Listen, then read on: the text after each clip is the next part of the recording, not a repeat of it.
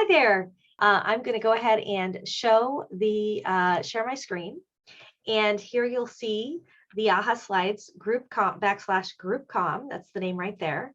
And you can join through a web browser on your computer, but you can also join by this QR code right here. I find that it's easier to participate in these AHA Slides if you can use it on your phone while you're also watching on a computer. But if you have just a phone, you can try to participate on the phone while you're listening to the Zoom recording. Hopefully that'll work out for you. I am going to be basically lecturing about group communication, and from time to time one of the slides in AHA Slides will ask you to participate. So go ahead and follow along on your phone or on your browser, and when you get to that interactive slide, you're going to want to participate. One of the ways that I am telling whether or not you've actually completed this video is taking note of what you have entered in the AHA Slide. So please be sure to put your name and email right where it asks you at the very beginning, and then also participate as much as you can throughout the slideshow.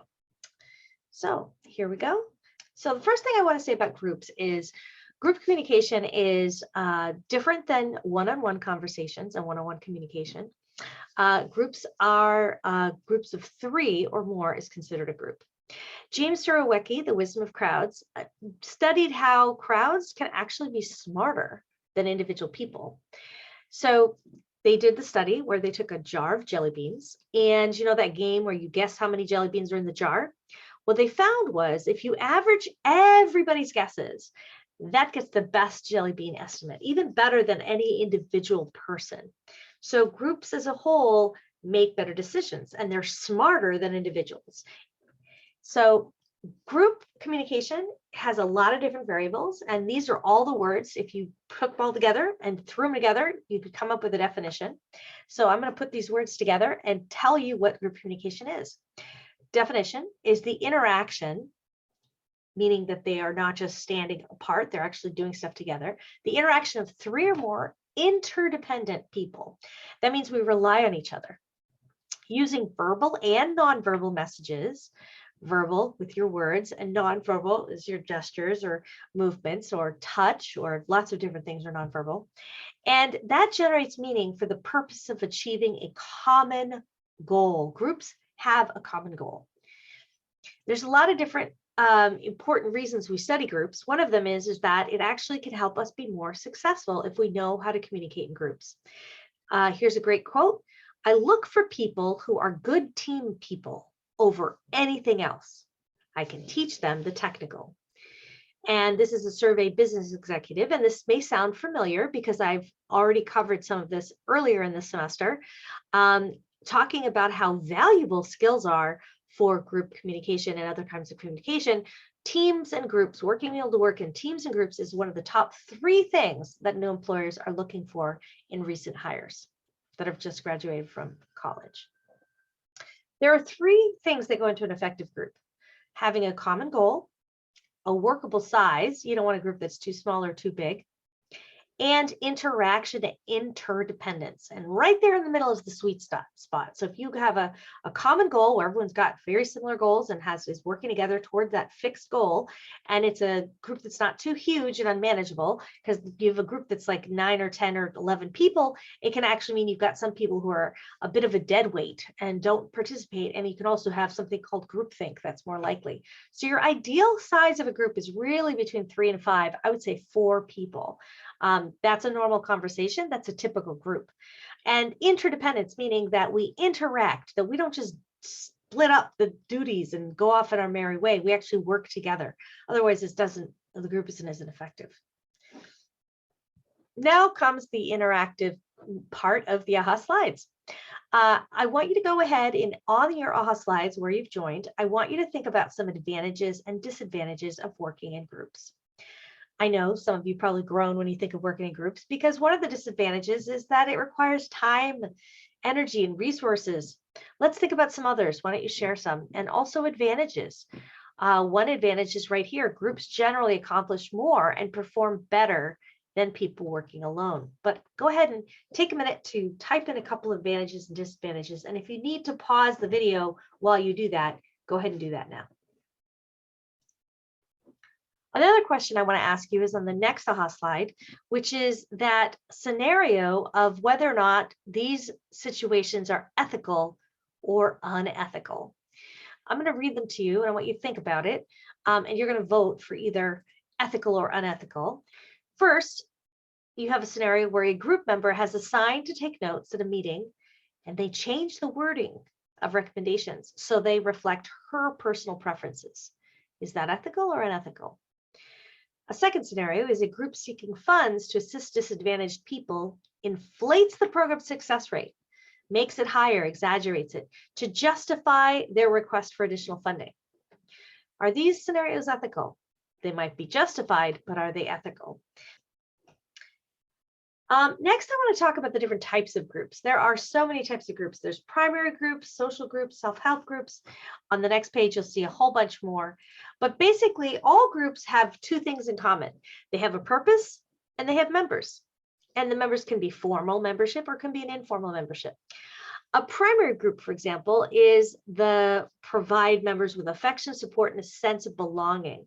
Our families, our best friends. For some people, this is a sports team. If you're part of a team, there was a play that I recently saw called The Wolves, and it talks about a bunch of teenage soccer team of girls who really take affiliation and membership from that team. So that would be a primary group for them.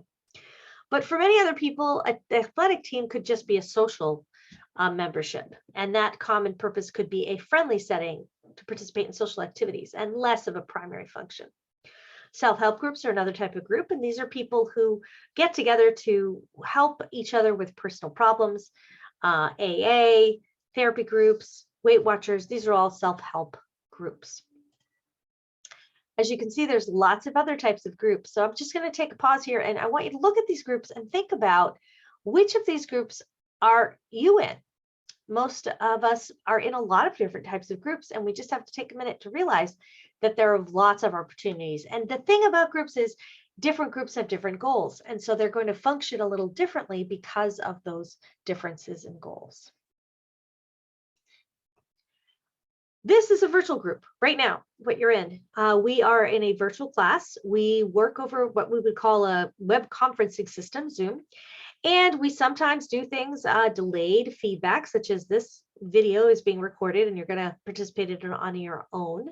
And sometimes I send email. Sometimes you type in answers to a discussion forum.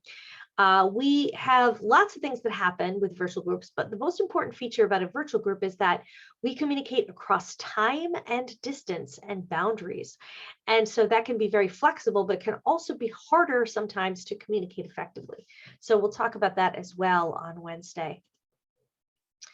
The next concept I want to talk about is this Tuckman's group development model. If you've had a chance to watch the videos that I posted on Moodle, you'll be familiar with this model. I'm actually going to have us watch that video next. It's a nice short synopsis of Tuckman's model. There are four main stages to Tuckman's model: forming, storming, norming, and performing. And sometimes people have a fifth stage that the video talks to you about. I'm going to let the video speak for itself, but these stages, we go back and forth. It isn't just a linear line from forming all the way to performing. Sometimes we go from forming all the way to storming and norming, and then back down to storming and up to performing, so that we can go back and forth among these different stages. But the forming stage is where we get started. The storming stage is where we kind of try to figure things out. The norming stage is where we establish roles and norms. And then finally, performing is where we're the most effective at our jobs. And we want to get there, but not all groups always get there. Sometimes if you're frustrated about a group, it's because we haven't gotten to that performing stage. Anyway, that's a quick synopsis. Let's go ahead and watch the video in which this author reviews the Tuckman's group development model, I think, in a very succinct way.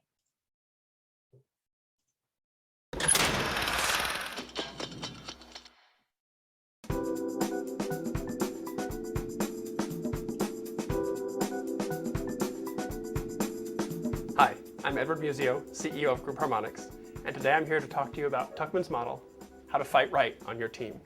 When we work in teams, we tend to think we're supposed to get along all the time. There should never be any conflict. But some conflict can be good for teams. It can help us to get to the next level. The trick to knowing the difference between healthy conflict and damaging conflict is to know something about team dynamics. Bruce Tuckman was somebody who studied team dynamics in the 60s. He worked for the Navy, he studied teams there, and he did a comprehensive literature search of all the work that had been done to date about teams. He figured out 4 general stages of team development, which all teams go through in their dynamics. The first stage he called forming. In this stage, this is when the team members are coming together for the first time. They're talking about why are we here, what are we doing, what's our goal, what's our purpose. After that is when conflict starts to happen. That's the next stage. It's called storming. In storming, what you have is different people going in different directions. No one can agree, and it seems like chaos. If you're lucky, you get through storming, and you move into the third stage, which is called norming. In norming, people are starting to go in the same direction. There's starting to be some agreement, starting to be some output. If you're lucky, you move from there to the fourth stage, which he called performing. In the performing stage, that's when everyone's working like a well-oiled machine. Everyone's going in the right direction, everyone's moving together in unison. Now, obviously, you get better performance as you move up the model, so it's to your advantage to get up here if you can. Here's how you do that. When the team is forming, what you're focusing on is goals. What are we as a team trying to accomplish? Coming to agreement on our purpose as a group. That way, when the storming, when the fighting starts, we can fight and argue about roles and strategies. What are we trying to do? How are we going to do it? What's our plan? The role should refer back to the shared goals. That's the good kind of fighting. We're arguing over the common goal, how we're going to get there. If you get through that, that way the norming becomes focusing on norms. These are the roles and strategies understood and agreed upon. These norms refer back to the roles, which refer back to the shared goals. That's the only way to move forward into the performing stage. Now, today's teams, we change membership and change purpose a lot more often than they did in the 60s. And so some people have proposed one more phase of the model that goes like this, that's called reforming. This means when we change the people on the team or change the purpose of the team, we sort of fall back down the model. This happens a lot today, but the point is still the same. Focus on shared goals first, make sure everyone understands them. That way, when you start fighting, make sure you're fighting about roles and strategies based on shared goals. That way you're fighting about the right things. You don't deteriorate into bickering or petty arguing. If you can stay focused that way, keep your fighting on the right track, you'll move into performing and get a lot more out of your team. Good luck.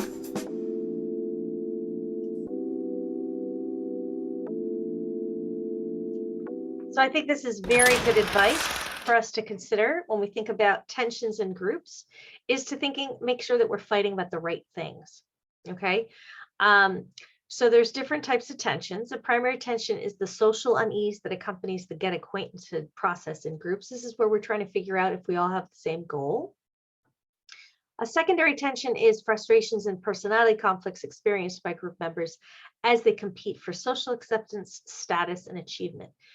The primary tension is really the driving force. The secondary tension is not quite instrumental to the group, but it can become distracting. So it's really about always figuring out, like, are we fighting about something that's important when we have these tensions? There's lots of primary tension characteristics. This is where we first meet each other. We're kind of on our best behavior because we don't really want to upset people we don't really know. And you might recognize some of these characteristics from the first day of class, when you first join a class, or from the first day of joining a new club or a new church, or when you first are introduced in a new workplace.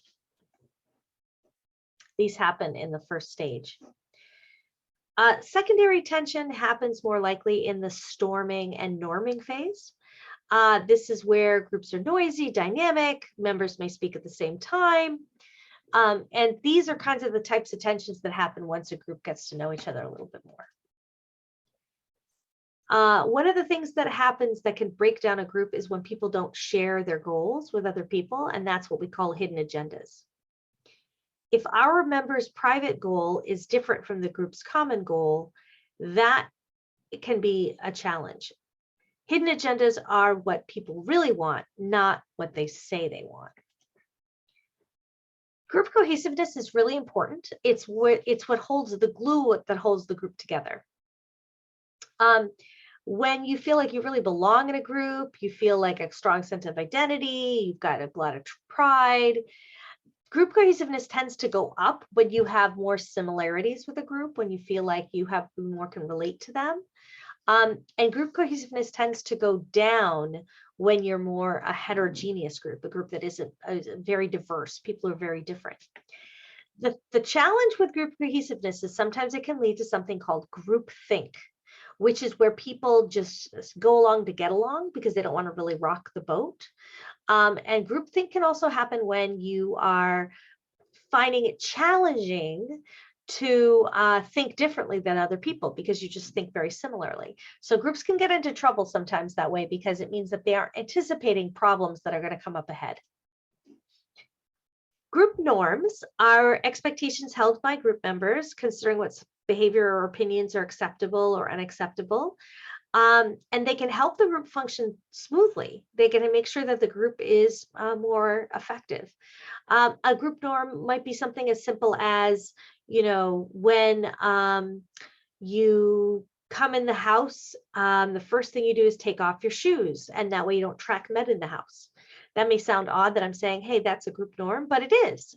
There are norms that people have in groups all the time about how people dress, about how people greet each other, about whether or not you give somebody the right of way or somebody else not the right of way. And all of these things help a group function more smoothly. All right, so I'd like you to think now, go back to your AHA slide, and name some classrooms versus workplace norms. So there's different norms for different environments, and a classroom norm might be something like you always sit in the same seat, use the instructor's last name, like I don't care what you call me, you can call me Professor B, you can call me Lisa, but some professors really do care what you call them. A workplace norm might be only wear casual clothes on Fridays, never show up late for a weekly staff meeting. Another one might be something like a norm is that everybody goes out to lunch together on people's birthdays. These are norms, and I want you to think of you share some norms that you can share with the class. And if you want to pause the video right now to do that, go ahead, or you can move on. So a role, as the video told us with Tuckman's model, is the second stage usually is where we're figuring out our roles, and that's where we're storming. We're trying to figure out like, what's my place in this group? There are different roles that people can have in a group.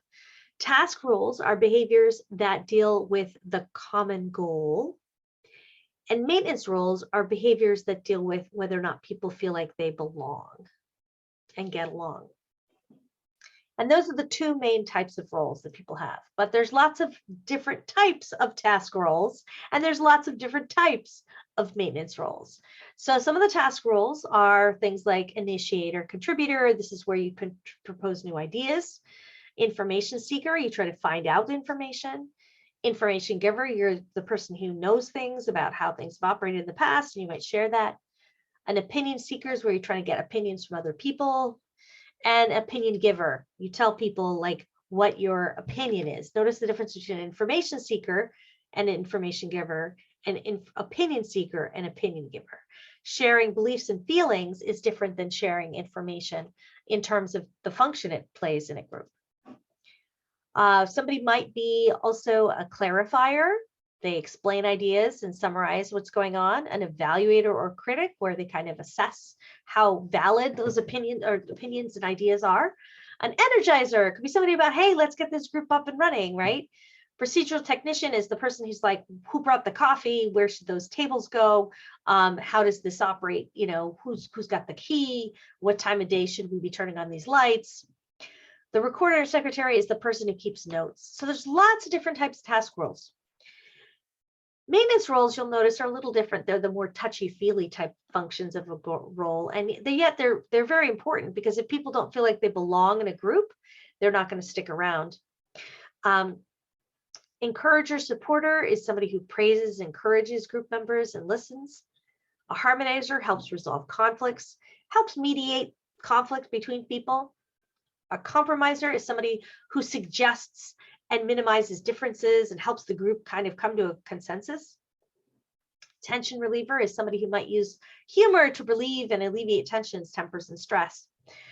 And one thing that's really important to note is that different people play different roles, and yet we need different roles in a group.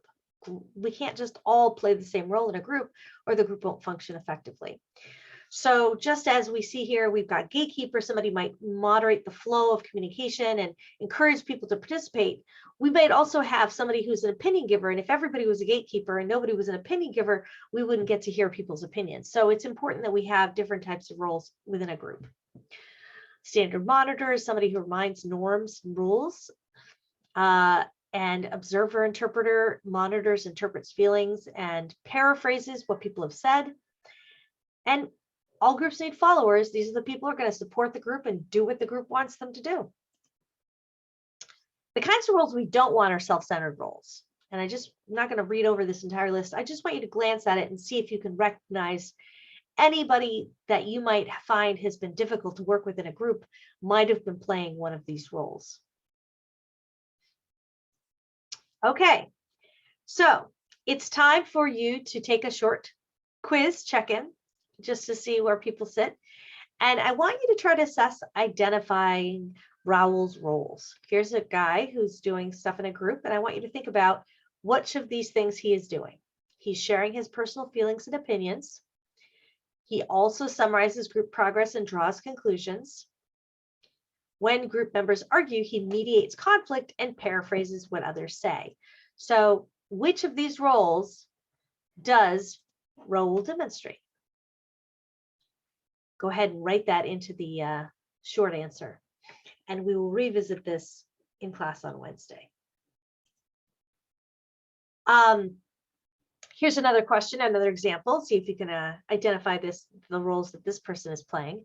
So we've got somebody who says to Maria in a group, Maria, we haven't heard from you yet. We want to make sure everyone gets to weigh in. Do you have any thoughts to share? What role is that person playing?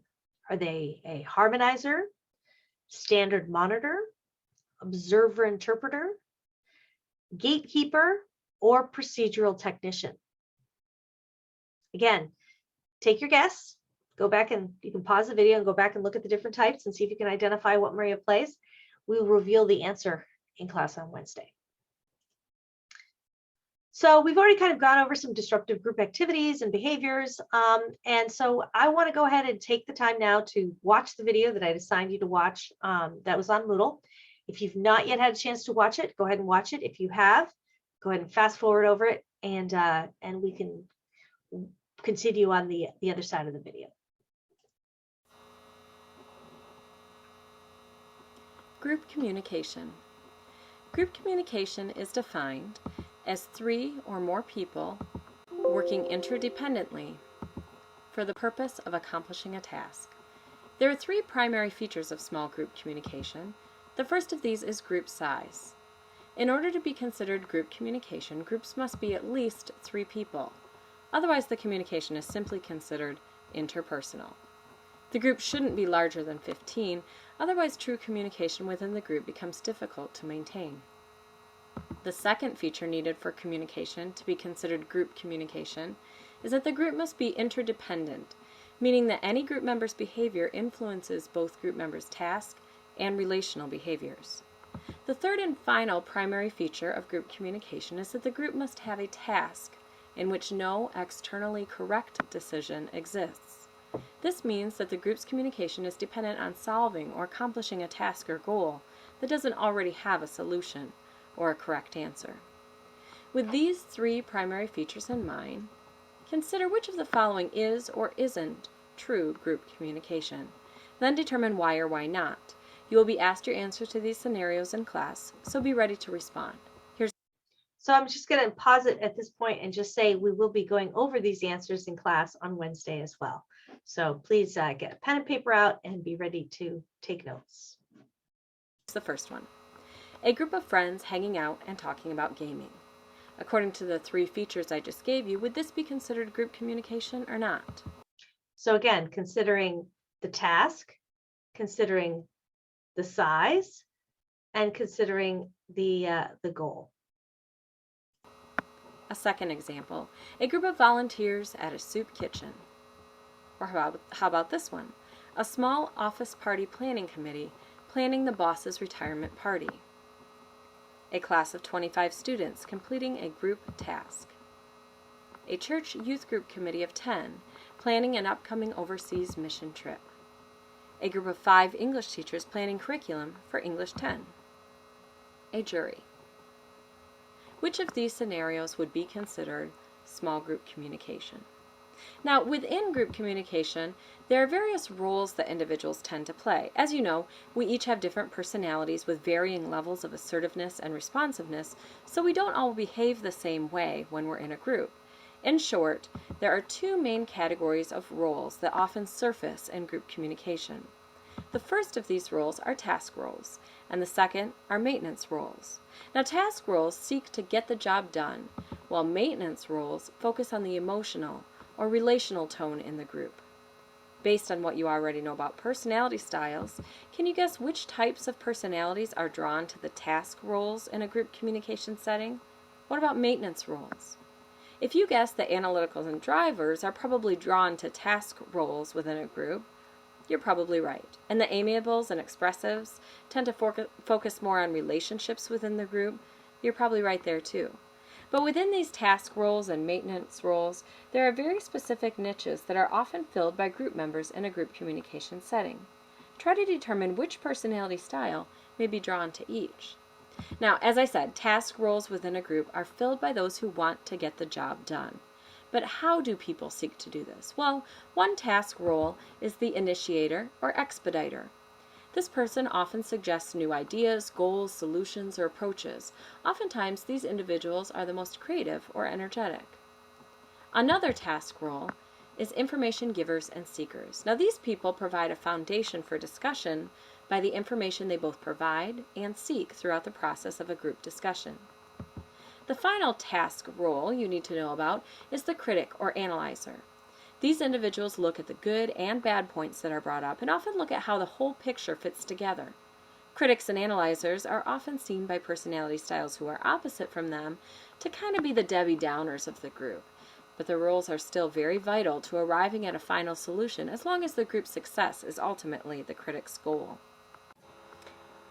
Just as there are 3 main task roles, there are also 3 main maintenance roles in groups.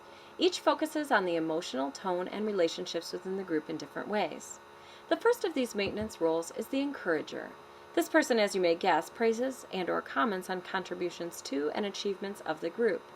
The encourager finds it very important to maintain a positive environment in a group communication setting. The second maintenance role is the harmonizer or compromiser. This person helps resolve conflict or settle arguments or arrive at compromises that get the group closer to their goal. The third maintenance role is the regulator.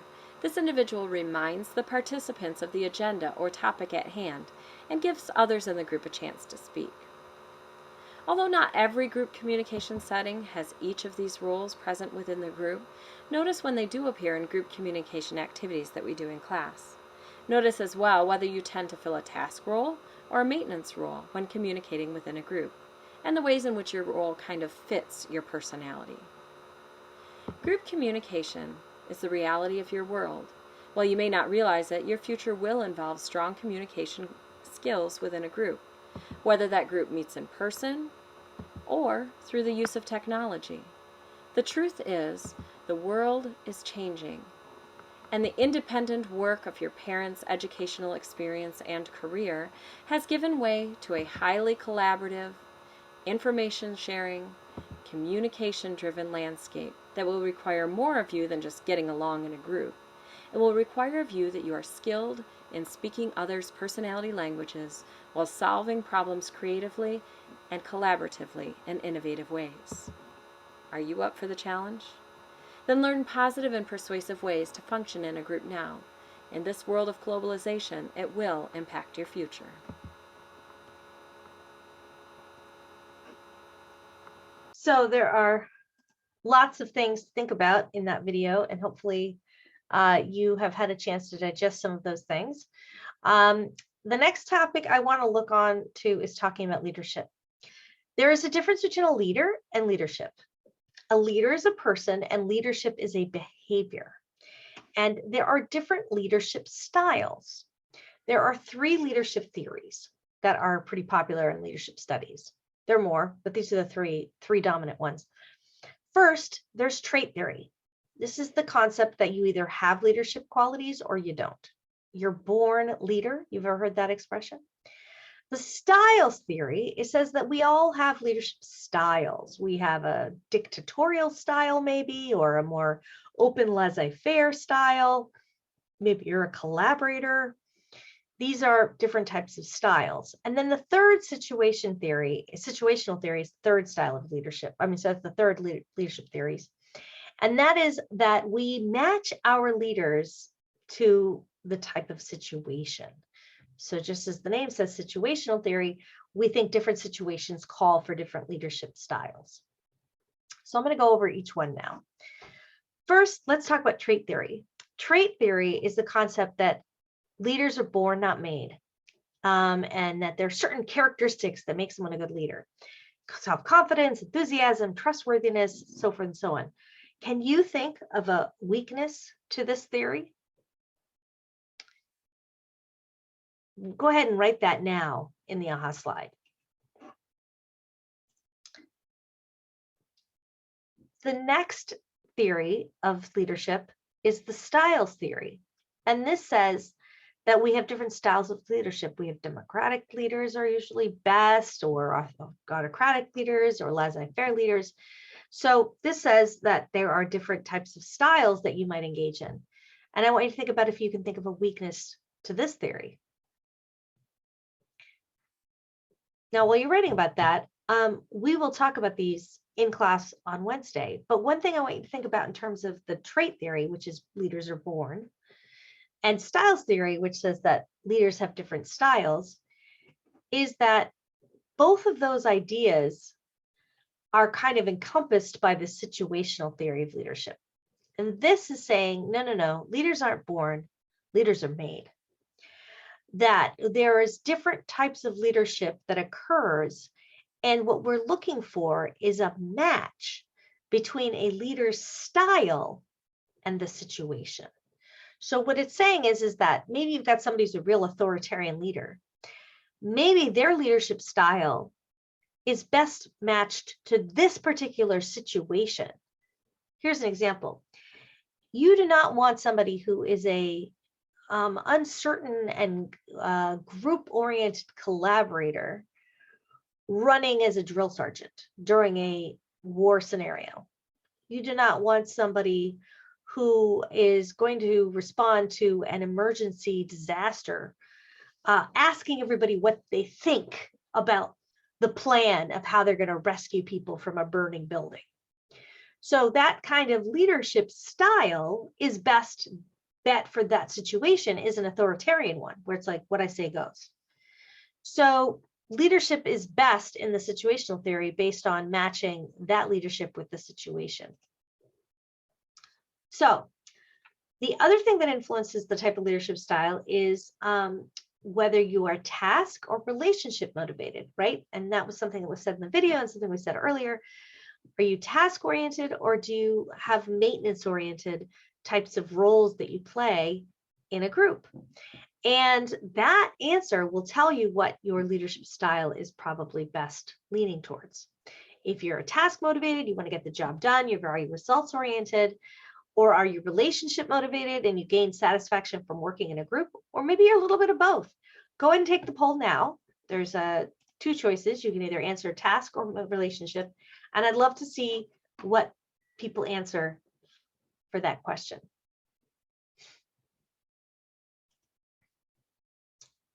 The next question I want to address is that concept of situational leadership theory. First, we talked about what kind of leader you are, but then you also want to think about the situation. In leader-member relations, are the leader-member relations positive, negative, or somewhere in between? Because that can affect the best type of leader. Task structure. Is the task highly structured, moderately structured, or unstructured? Like, is there an unclear kind of task? Is it loosey-goosey, or is it very clear 1, 2, 3? And then number 3 is power.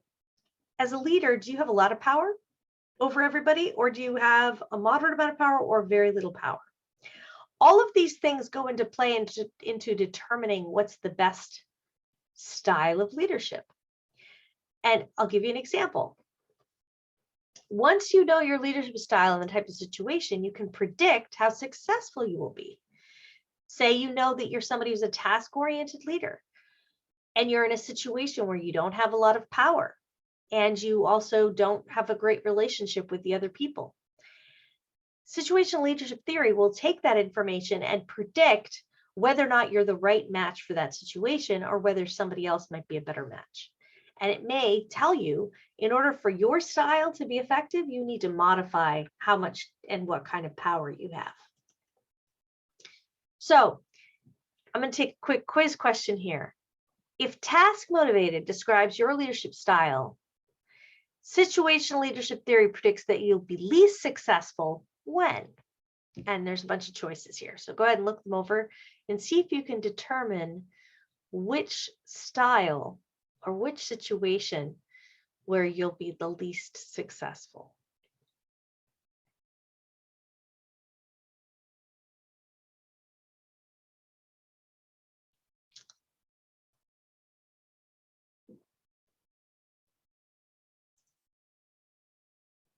So in situational leadership theory, all of these things are variables that affect the power.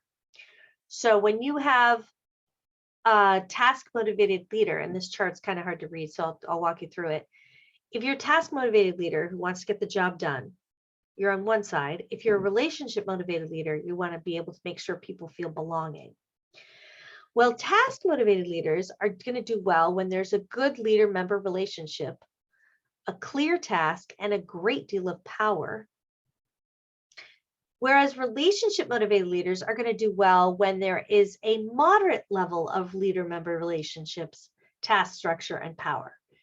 Interestingly enough, is that relationship motivated leaders don't actually do as well if there's too much connection between them and the people in the group. This is kind of the familiarity of the contempt of the familiarity, or familiarity breeds contempt. That's it. If you've ever worked for your family, or you've ever worked with your best friend in a job, sometimes it can go south really quickly. And that's because people's relationship can muddy the water and make it hard for you to maintain focus on your task so that you aren't as effective working in that group with those people. Whereas if you're somebody who's very task oriented, you're actually going to do better with that situation because you're going to be reminded about the task because that's in your personality. So this chart is kind of useful, and I encourage you to take a look at it a little bit more and think about how it might affect the way you work in groups. There are 4M model of leadership effectiveness is another way of looking at leaders that says that in order for a leader to be effective, you want to have model behavior, motivate members, manage group process, and make good decisions. So just so you can answer, how do you model and motivate? How do you model behavior? And here's some examples. And how do you motivate people? See if you can come up with an example of how you might model leadership and motivate members. And go ahead and pause the recording while you think. The other question I want to ask you is, how do we manage and make decisions? Manage group process, organized and prepared, adapt to member strengths and weaknesses, help solve problems, or make decisions, share information to make a quality decision, discuss pending decisions. So go ahead and answer these questions and then pause the recording while you do that.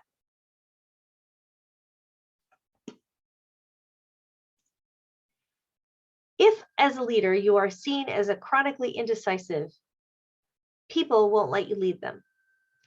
So leadership is about making decisions and having people feel confident that you are confident in your own decision. But other variables come into play as well. Gender and women can sometimes have a harder time gaining leadership and being taken credibly. And that's a good point at the end here, is to ask not whether a female leader is different, but whether or not she is effective. And I want you to think about task functions and leadership.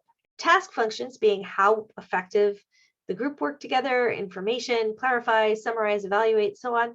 And then leadership, how well people exhibited leadership behavior, motivated others, managed group process, and made decisions. And That's it. I have one more question to ask you, and then we will call it a wrap. And that is for you to identify what the ideal size for a problem-solving group. This is an information I've given you earlier in the slideshow here. So let's go ahead and answer this question. That's it for today. Thanks very much for watching the recording. We will discuss what's coming up next for the semester.